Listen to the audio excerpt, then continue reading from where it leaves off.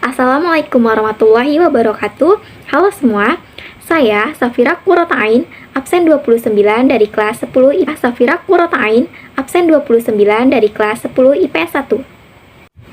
Di sini saya akan mengambil suatu mitos dari Bali, yaitu tentang gerhana bulan atau judulnya adalah Kalarau. Gerhana bulan atau Kalarau. Cerita mitos dari Bali. Alkisah Kerajaan Wisnuloka dipimpin oleh Dewa Wisnu. Kerajaan Wisnuloka dihuni oleh para bidadari dan juga para dewa.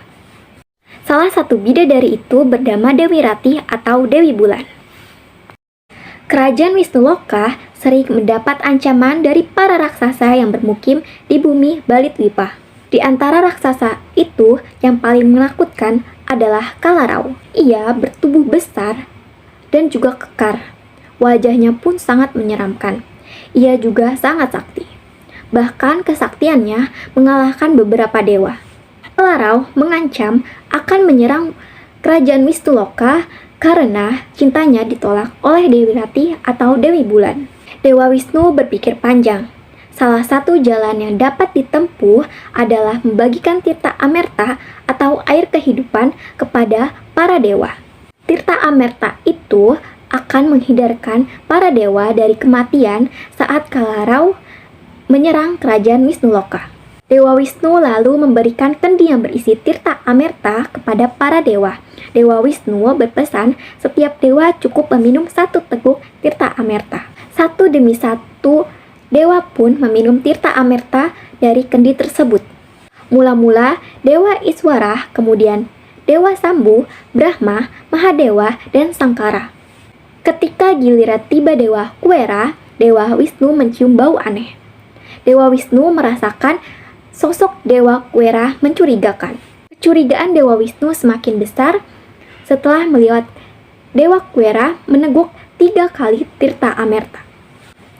Tiba-tiba Dewa Wisnu berteriak, "Kamu bukan Kuerta, kamu raksasa Kalarau." Semua dewa yang mendengar teriakan Dewa Wisnu terkejut. Dewa Wisnu lalu memanah leher Kuerta palsu itu. Perlahan-lahan Dewa Kuera berubah menjadi Kalarau. Leher Kalarau putus dan kepalanya terpisah dari badannya. Dengan segera para dewa membuang badan Kalarau ke bumi. Bangkai tubuh Kalarau yang dibuang ke bumi berubah menjadi kentungan atau lesung, sedangkan kepala Kalarau yang terpisah dari badannya melayang-layang di angkasa.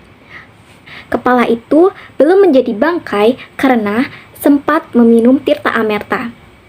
Air yang diminumnya baru sampai kerongkongan, oleh sebab itu kepala Kalarau masih tetap hidup. Pada suatu hari, saat bulan purnama, kepala Kalarau berjumpa dengan Dewi Ratih. Kepala Kalarau menghadang Dewi Ratih. Kalarau berkata, "Dewi Ratih, kamu tidak dapat menghindar dariku lagi. Kamu tidak dapat menolak cintaku. Kini kamu menjadi milikku," kata Kalarau kepada Dewi Ratih. Tubuh Dewi Ratih gemetar mendengar kata-kata Kalarau.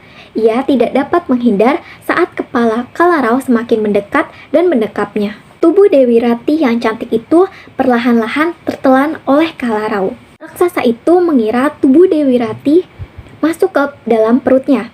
Ternyata dugaan Kalarau salah.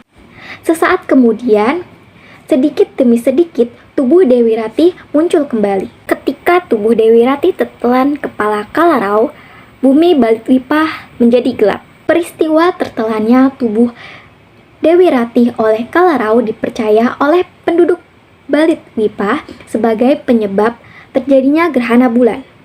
Oleh karena itu, setiap terjadi gerhana bulan, penduduk beramai-ramai memukul kentungan, lesung, dan alat bunyi-bunyian lainnya. Sekian cerita mitos Kalarau atau gerhana bulan dari Bali. Saya akhiri. Terima kasih karena sudah menyimak dan juga menonton. Assalamualaikum warahmatullahi wabarakatuh.